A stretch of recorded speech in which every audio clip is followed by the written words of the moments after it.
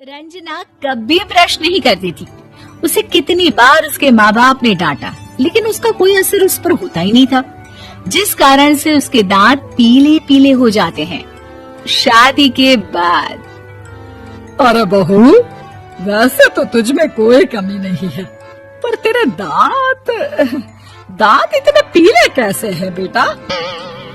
कैसे मतलब? कोई सर्जरी थोड़ी ना कराई है। वो तो क्या नाम, मैं ब्रश नहीं करती थी तो पीले हो गए। अब क्या करूं? आप कहे तो लाल करवा लूं या फिर काले?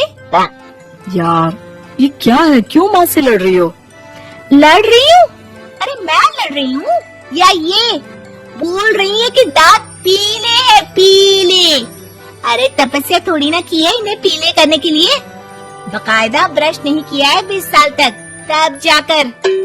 छी, कैसी बात कर रही हो? ये उस वक्त तो पीले नहीं थे जब हम लोग तुम्हें देखने आए थे। अरे तब साफ करवा लिया होगा डेंटिस्ट के पास जाकर। अब देखो कैसे पीले पीले लग रहे हैं। रंजना सास की तरफ गुस्से से देखती है। फिर शुरू हो गई पीले पीले पीले। अरे पीले तो तब भी थे जब मेरे हाथ का रसगुल्ला उड़ा उड़ा कर खा रही थी और बोल रही थी, लड़की नहीं गुणों का खजाना दे रहे भाई साहब।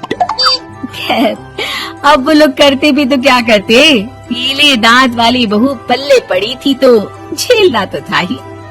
एक दिन कीर्तन में रंजना गाना गा रही थी। अरे कमला बहन, माँ का द्वार है, यहाँ तो सब शुद्ध होकर आते हैं, फिर अपनी बहू को ब्रश भी नहीं करवाती तुम। दूर से पीले पीले दांत भक्ति में बाधा उत्पन्न कर रहे हैं। अरे कोई 2 साल की बच्ची थोड़ी ना लेकर आई हूँ मैं बहू बनाकर। अच्छी खासी लड़की है, अरे कैसे करवाऊं ब्रश? ये तो उसे खुद करना चाहिए ना। अब माँ बाप तो इसके जैसे तैसे निपटा दिए, ये नहीं सोचा कि सास कैसे संभालेगी। सास बहू को लेकर घर आ जाती है, लेकिन सोच लेती है कि अब इसे लेकर कहीं नहीं जाएगी। अगले रोज बहू कहती है, अरे क्या हो गया, मंदिर नहीं जाना क्या? कीर्तन का वक्त हो रहा है। मेरी मधुर वाणी से कान्हा जी जागते हैं और सोते हैं। आप तो जानती है ना उनकी भक्ति में कितना मन लगता है मेरा। वो क्या है ना, तबीयत ठीक नहीं लग रही है मेरी, आराम करूंगी मैं। तबीयत ठीक नहीं लग रही? अभी तो मिथुन के गाने पर नाच रही थी आप, और अब बोल रही है कि तबीयत ठीक नहीं लग रही।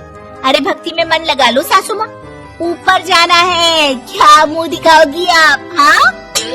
सास को बहू की बात पर गुस्सा आ जाता है। मैं क्या मुंह दिखाऊंगी, इसकी चिंता तो ना कर, समझी? अपने मुंह की चिंता कर, जो ये पीले पीले दांत लेकर हर जगह पहुंच जाती है। पता है लोग कितना मजाक बनाते हैं। ना जी ना, मैं नहीं जाना कहीं तेरे साथ। तो ये बात है, कोई ना, मत जाओ, मैं अपने कमरे में ही बैठकर भक्ति कर लूंगी। ऊपर वाला दांत थोड़ी ना देखता है, मन देखता है, भावना देखता है। और अरे बस बस, तू सब कुछ दिखा, बस ये सफेद चमकदार दांत ना दिखाना किसी को, है? जा यहाँ से। बहू को सास की बात का कोई फर्क नहीं पड़ता, वो तो जैसी थी वैसी ही रह जाती है। सुबह नहाकर किचन में खाना बनाना, फिर खाना खाना, कीर्तन भजन करना और सो जाना। एक दिन, माँ जी मैं सहेली के घर जा रही हूँ, शाम को लेट आऊंगी। हाँ हाँ तो जाना, मैंने कौन सा तेरी आरती करनी है घर पर बैठकर। रंजना सहेली के घर जाती है, जहाँ वो पार्टी में जाने की तैयारी कर रही होती है। अरे शिखा, कहाँ जाने की तैयारी कर रही है? मैं गलत वक्त पर आ गई क्या? अरे नहीं यार, उल्टा सही वक्त पर आई है। मैंने ये साड़ी और ज्वेलरी निकाली है यार, शाम को इनके ऑफिस की एक पार्टी में जाना है। बताना कैसा लग रहा है ये सब? नहीं यार, इस ड्रेस के साथ तो वो वाली ज्वेलरी अच्छी लगेगी। हाँ हाँ सही बोल रही है, मैंने ध्यान ही नहीं दिया। वैसे तो हमेशा से मस्त फैशन सेंस रखती है। तो बड़ा जाती होगी ना पति के साथ पार्टी में। रंजना कुछ नहीं बोलती, बस सोचती है कि यार काश ये बात सही हो जाती, पर मैं क्यों नहीं जाती पार्टी में? क्या इन लोगों की कोई पार्टी होती नहीं होगी? रंजना घर आती है और रात में पति से सवाल करती है, एक बात बताइए, आप मुझे किसी पार्टी में क्यों नहीं ले जाते? क्या आपके यहाँ ऑफिस में पार्टी नहीं होती? पति बेचारा क्या कहता कि दांत पीले हैं तुम्हारे इसलिए। अरे कोई पार्टी होती नहीं हम लोगों के ऑफिस में, तो कहाँ से लेकर जाऊं?